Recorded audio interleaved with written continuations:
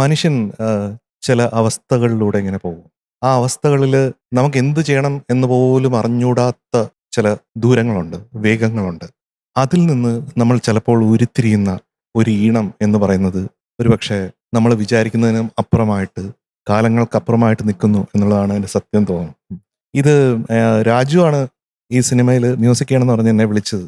അപ്പോൾ ഈ song situation ആ ഒരു 3.5-4 മിനിറ്റിൽ മൊയ്തീൻ്റെയും കാഞ്ചനമാലയുടെയും ഒരു 10 വർഷത്തെ കാത്തിരിപ്പ് കാട്ടിത്തരണമെന്നാണ് എൻ്റെ അടുത്ത് പറഞ്ഞത്. ഓ അത് ശരി. അപ്പോൾ അത് കമ്പോസ് ചെയ്യാം എന്ന് പറഞ്ഞിങ്ങനെ മാറ്റി വെച്ചിരിക്കുകയായിരുന്നു.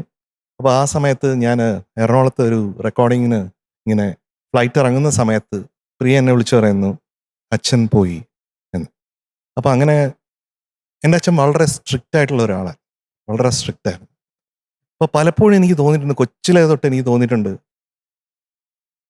അച്ഛൻ എന്നെ ഒന്ന് എടുത്തിരുന്നെങ്കിൽ, അല്ലെങ്കിൽ അച്ഛൻ എന്നെ ഒന്ന് ഉമ്മ വച്ചിരുന്നെങ്കിൽ എന്നൊക്കെ ഒരുപാട് ആഗ്രഹിച്ചിട്ടുണ്ട്, എത്രയോ വർഷങ്ങൾ. പക്ഷെ ഒരിക്കലും അത് സാധിച്ചില്ല. അപ്പോൾ അച്ഛൻ പോയി എന്ന് പറഞ്ഞപ്പോൾ ഞാൻ എൻ്റെ ഉള്ളിൽ എനിക്ക് അതിൻ്റെ ഒരു ഭയങ്കര വിഷമമായിരുന്നു. ഒരിക്കൽ പോലും അങ്ങനെ അച്ഛന് ഉമ്മ വയ്ക്കാനോ അച്ഛൻ്റെ ഒരു ഉമ്മ കിട്ടാനോ ഉള്ളൊരു ഭാഗ്യം കിട്ടിയില്ലല്ലോ ഒരു മകൻ എന്നുള്ള രീതിയിൽ.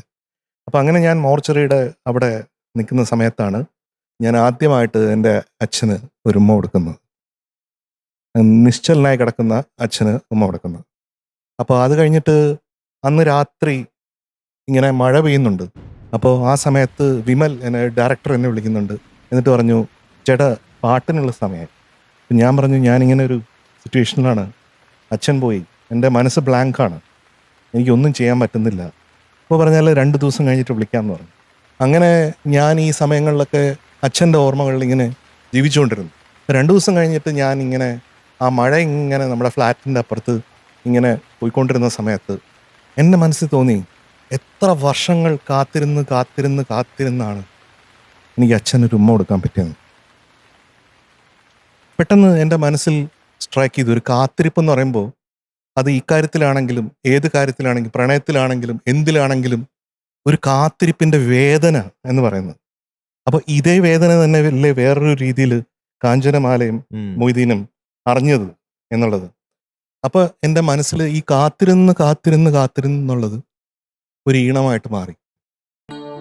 കാത്തിരുന്ന്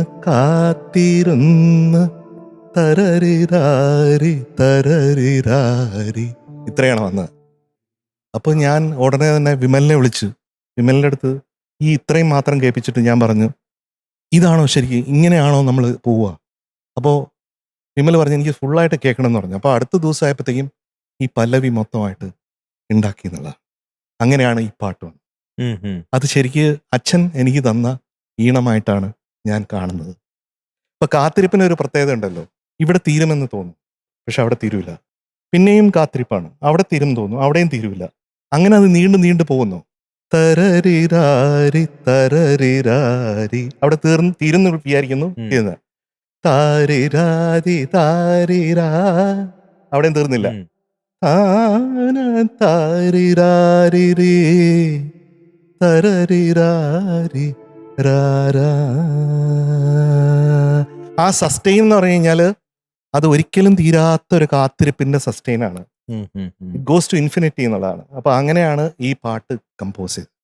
പിന്നെ പിൽക്കാലത്ത് എന്തോ ഒരു ഭാഗ്യത്തിൽ ഇതിനൊരു national award for the best music composer നമ്മുടെ ഭാരതത്തിൻ്റെ പ്രസിഡന്റിൽ നിന്നും വാങ്ങാനായിട്ട് ഞാൻ അവിടെ ഇങ്ങനെ കാത്തിരിക്കുമ്പോൾ എൻ്റെ മുമ്പിൽ അമിതാഭ് ബച്ചൻ സാർ ഉണ്ട്, സഞ്ജയ് ലീല ബൻസാലി അദ്ദേഹം ഉണ്ട്. അങ്ങനെ വലിയ വലിയ സ്റ്റാർ വാർഡ്സ് ഉണ്ട്.